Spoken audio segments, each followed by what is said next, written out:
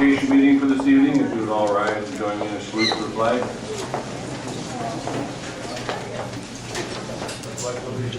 the flag of the United States of America and to the republic for which it stands, one nation, under God, indivisible, with liberty and justice for all. We do have more chairs on the side here for those of you, if you want, that are standing in the back, so you don't have to stand for the meeting. Looking for an approval of the agenda for tonight's meeting. Second. Any discussion about that? All in favor? Thank you. Next on the agenda would be our superintendent's report. Mr. Menard? Yes, we have quite a bit to report out today. The following teams have achieved the Winter Scholar Athlete Team Award: girls basketball, rifle, boys indoor track, girls indoor track. Congratulations to those Scholar Athlete teams.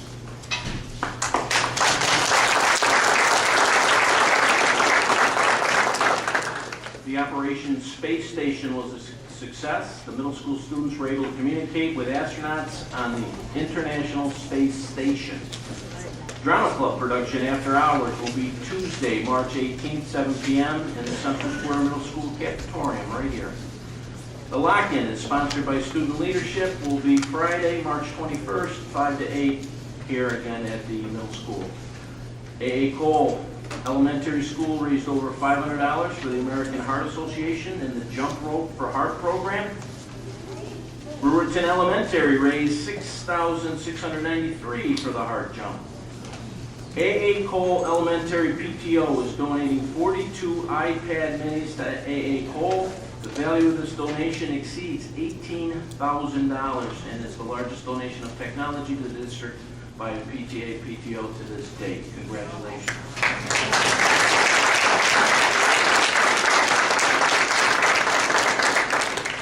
Two of our Paul B. Moore High School students, Eva Muhammad and Brianna Grimes, have accepted a position to be on the board of the New York State Council Leadership and Student Activities. The board meets twice a year in Albany and consists of 2 elected adults and 2 elected students from each of the 12 districts across New York State.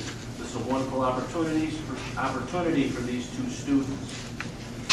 The Winter Guard Home Show was a great success. Our Central Square Guard Club performed an exhibition, did an excellent job. The JV Winter Guard placed first in their division with a score of 69.35. Our varsity Winter Guard placed second in their division with a score of 76.28. The high school Winter Guard Drumline placed first in their division at Hilton with a score of 80.9.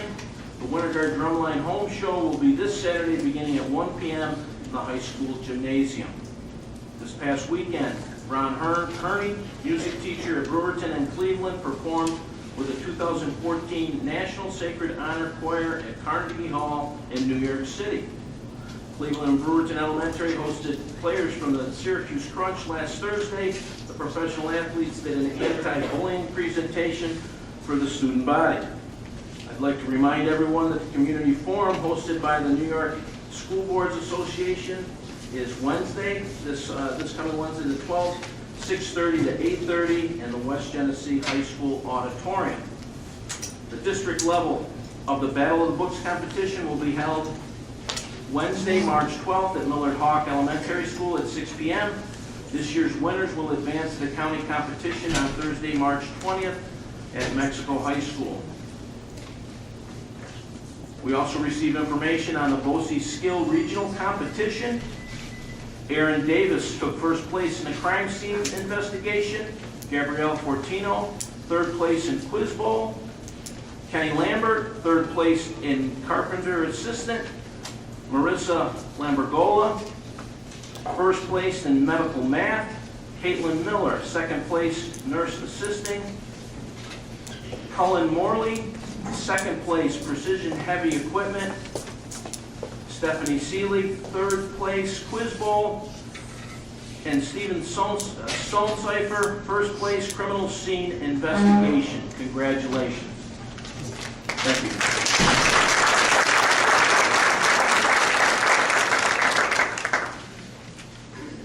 Thank you, Mr. Menard.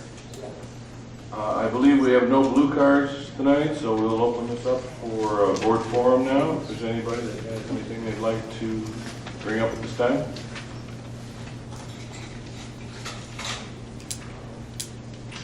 If there's no comments, we'll proceed then to our reports.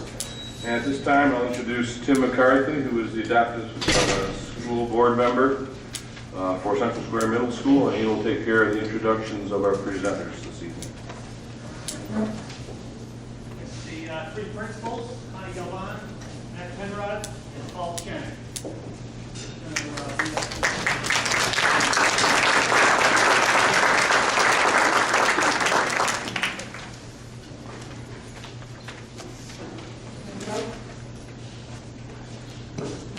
I know word got out that the ukulele group was going to play, but wow, guys, look at this.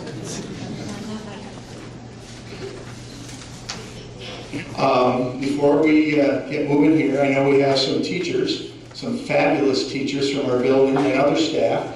Debbie Pardee, I know you're here. Debbie, put your hand up. Thank you very much. Sandy Petty is one of our AIS teachers. Sandy, thank you. I saw Candy, even though, come on, Candy. Oh, she's one of our special ed teachers. Is there anybody else from the middle school? Kelly Mascaro, of course, one of our music teachers.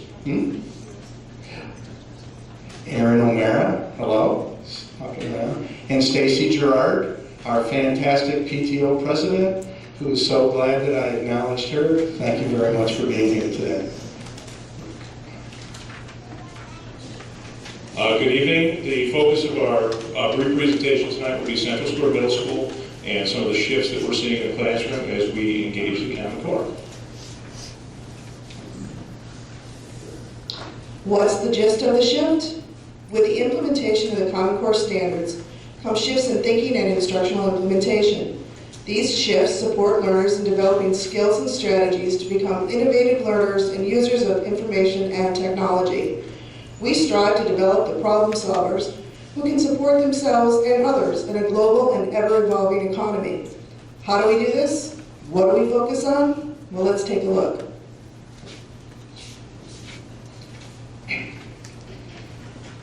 Most of you have probably heard about this, the 21st century skills. Students work to prepare to be contributing citizens in the 21st century. Focus includes life, career, and workplace skills, proficiency, information, media, and technology, as well as innovation in learning and problem solving.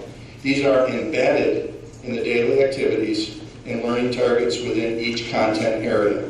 A couple of examples we have here is from something called Edmodo. Edmodo is sort of like social media, but it's designed towards more like education. It's like the Facebook of education. And this is just an example of Terry Gamlin, one of our 6th grade teachers, math teachers, utilizing it, where she basically gets online and the kids communicate back and forth to each other and to her, talking about issues in her math class.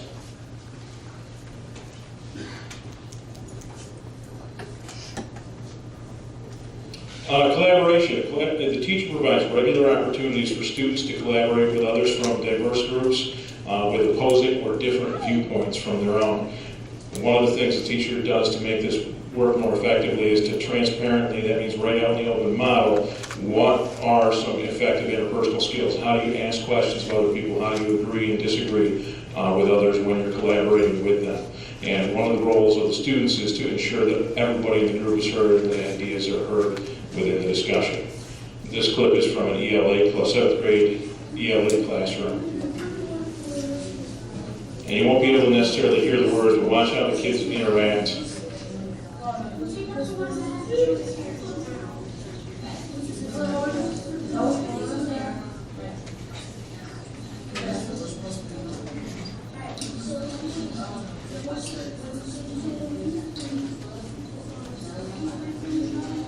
And they're working on a sequencing activity, which they might be using to do recall of the story or to determine different parts of the plot line and things like that. But as you can see, they're totally engaged, they're working with each other. There's not a teacher in that picture. The kids are making sure that they're doing what they're supposed to be doing and working well together to do that.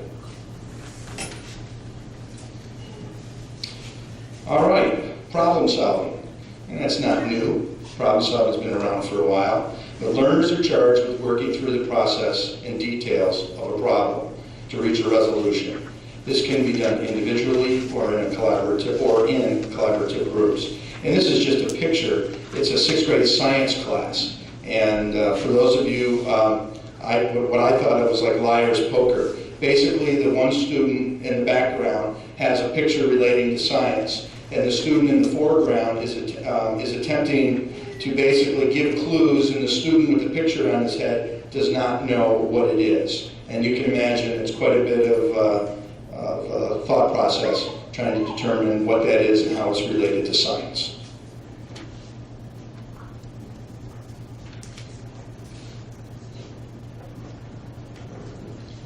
Critical thinking is one of the most important. Teachers engage learners in challenging activities that require them to apply new concepts as they attain to their prior knowledge and deepen their understanding of the more rigorous and detailed information.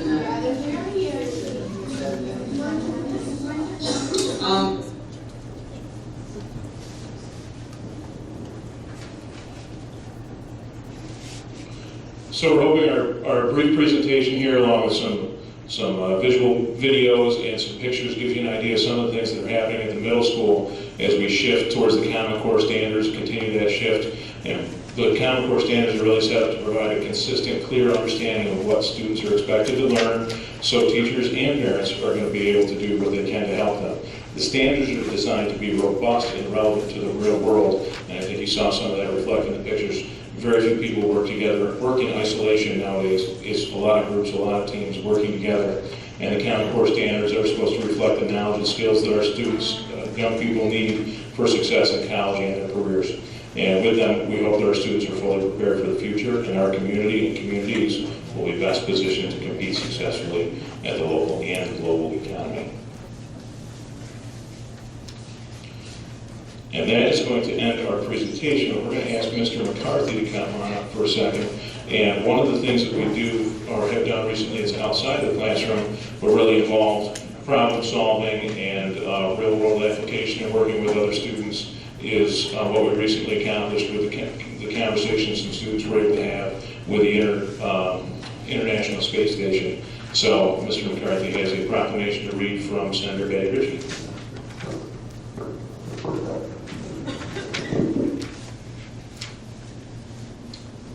Proclamation honoring Central Square Middle School for its participation in the amateur radio on the International Space Station program.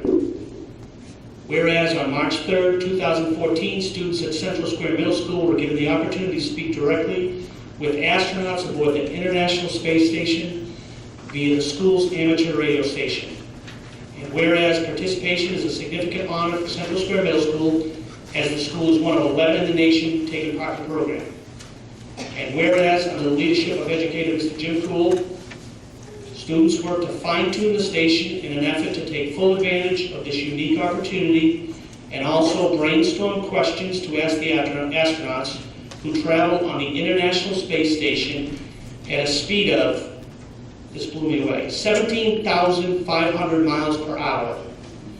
And whereas this latest contact builds upon past interactions with individuals in space, as well as the success of the school's amateur radio club, AC2 ILA, the reason I'm looking at Matt, he said it about 1,000 times last week, and therefore be it resolved that through this program, students have expanded their horizons and had their interest piqued in the areas of mathematics and science by having the opportunity to talk directly with crews living and working aboard the International Space Station. And be it further resolved that as a duly elected member of the New York State Senate, I hereby proclaim that Central Square Middle School engages in exemplary educational opportunities in the best tradition of the Empire State and deserves our thanks and appreciation. Signed by Senator Patty Ritchie.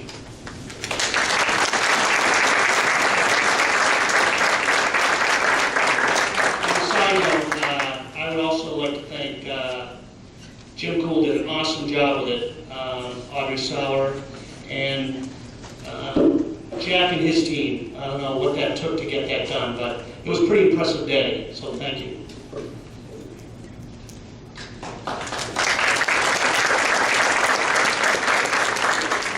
We're going to close out our presentation, our showcase at Central Square Middle School, by introducing you to the Square Youths, which is our ukulele club under the guidance and facilitation of Mrs. Mascaro.